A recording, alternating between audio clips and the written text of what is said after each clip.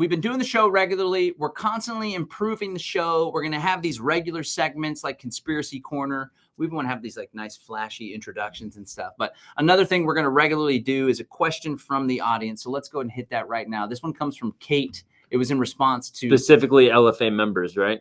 The LFA community in general. Okay. Yeah. But we'll do something special for members too. Kate asks, and this is when we were doing some promotion for the CBDC exit plan. Kate asks, how can I encourage my children to listen, believe in, and follow your advice when they think that I'm just being paranoid? All right, so let me riff on this. We'll take Ryan's insights on this one as well. But first of all, I want to encourage people to meditate and pray on acceptance.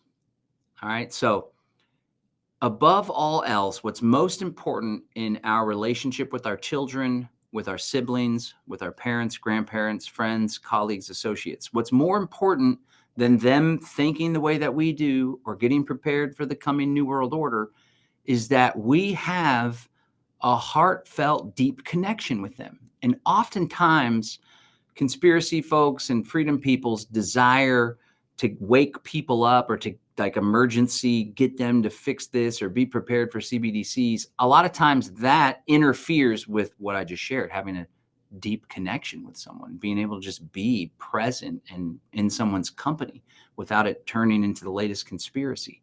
So that's first and foremost. And when we can just accept that that's where they are, they're not concerned with that right now, I think that's going to go a long way to ensure that we don't tarnish the relationship. The relationship is superior to our desire to get them prepared for the coming tyranny and technocracy. Now, and again, there's varying degrees. Like seeing some of my family members take the shot was very worrisome and concerning to me. But I knew that no matter what I said, even though they respect me and they know that this conspiracy thing is more than just some kooky thing that I've done. I've been banging on them for 20 plus years now, ever since 2002. And I've built a career out of it. And they see me at events and stuff. In spite of all that, in spite of having a great relationship, them trusting me, them respecting me and the work that I do, my dad's full on board. My dad held out the longest. Shout out to my dad. And then my uncle died from COVID, with COVID, whatever the F, from the ventilator machine that they put him on. He actually thought COVID wasn't real at all, resisted it, got sick, didn't do anything. Maybe it would have crashed his worldview if he actually had it. Maybe there isn't even a virus. Who freaking knows? Either way, he was rushed to the hospital in an ambulance and died. And then my mom and family are like, you got to get the damn shot to my dad. Anyway, I know it's hard and sometimes there's like this pressing thing that we're worried about, but let's try to lean into the relationship above all else. So that's one thing. Secondly, I would encourage you to speak in terms of another person's interests. That comes from Dale Carnegie's How to Win Friends and Influence People. So if you can relate the stuff we do, the freedom work, exit and build, opening your eyes to the narrative of what's going on here, the reality of what's going on, not the narrative, relate it to something that's important to them. So if you have a family member, maybe you recognize that they're really concerned with building wealth or having a nest egg for retirement, or they have kids and they want to pass on some wealth legacy or whatever, right? Then you could talk to them about the great taking, where everything's going to be securitized and digitized and you don't actually own your assets. Or you could talk to them about inflation, right? If they're concerned with health and natural health, you could talk about fluoride and what's up with that. And, you know, how can we trust government if the CDC has been saying that fluoride is one of the best things that's ever happened for humanity, one of the best public health advancements. So try to understand, come from their perspective, what's important to them. And then if you can kind of work in some of our talking points, some of our thinking to apply to what's most important to them, children, health, money, whatever it may be, then that will give you a leg up as well. But ultimately, the classic, what do you call it? Whatever meme, the classic meme of Morpheus presenting Neo with the blue pill and the red pill. If you notice, there's a lot of symbolism there. It was Morpheus giving Neo the choice of taking the red pill. You can't shove the red pill down your family member's throat, or they're just going to vomit all over you and not want to have anything to do with you. Just the same, you can't word vomit all over your family all the time, or they're going to get the heck out of there. So They have to choose of their own accord to take the red pill. This goes with Christianity, converting people to this, to anything. They have to want it on their own accord, or it'll totally muck everything up and you're just going to tarnish the relationship. So I wanted to throw that out there for Miss Kate. I hope that helps. You got anything you want to add there, Reggae? Yeah, I'd say, Kate, how are you, to kind of piggyback on what John was saying, is how are you communicating this to your family? You know, if you're just like he was saying, word vomiting, but if you're just over communicating this at like Thanksgiving dinner or Christmas brunch, then obviously they're not going to want to hear it, and they're going to think that it's rather off-putting and rude. But like in a sales conversation, when you want to hear what the prospect has to say, or what drives them, what motivates them, so you can see if they're a good fit for the product or not. And if they're not, then you need to just leave it, and hopefully they come around to it by themselves. So I would just ask them, I'll share this one quick thing. Our guy, Jeremiah, shout out Jeremiah. He works here with us at Brave Botanicals.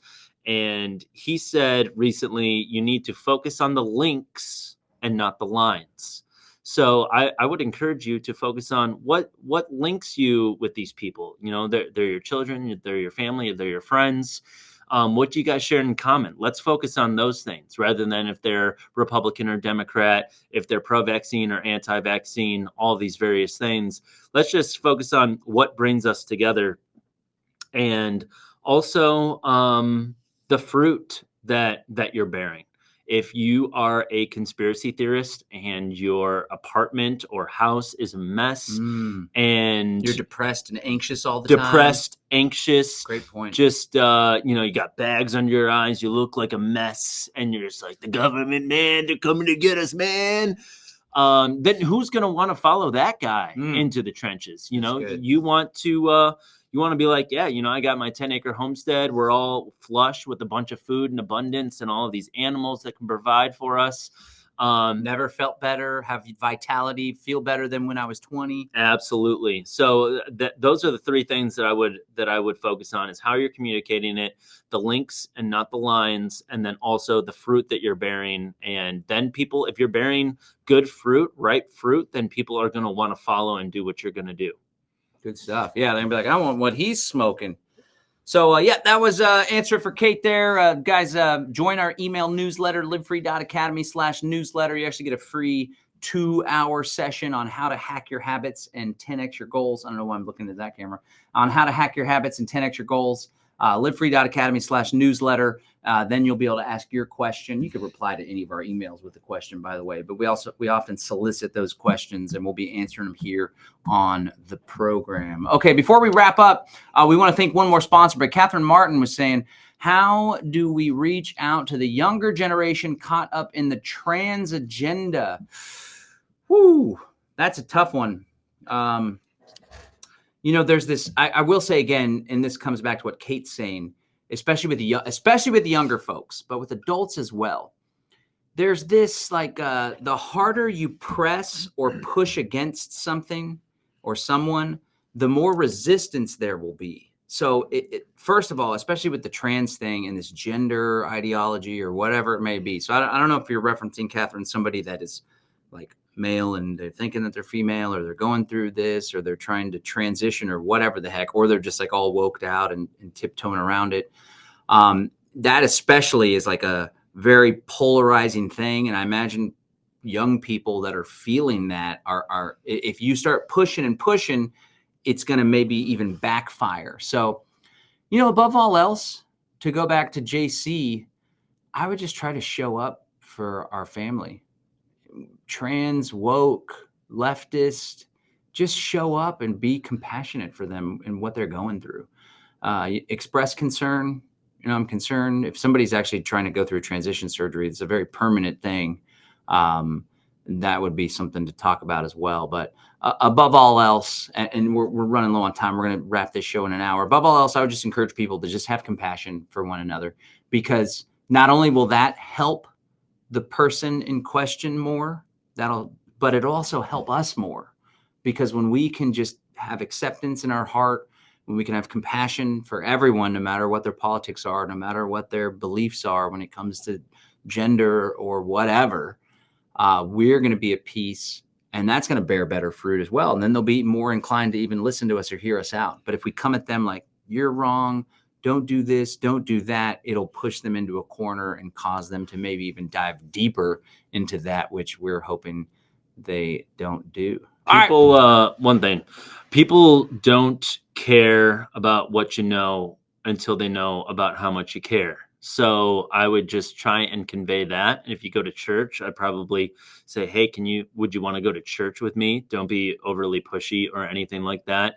But, just kind of try and plant those seeds as much as you can and just show that you're there for them and that you really care about them and that you love them, and they'll be more receptive to the arguments that you're making. Come on.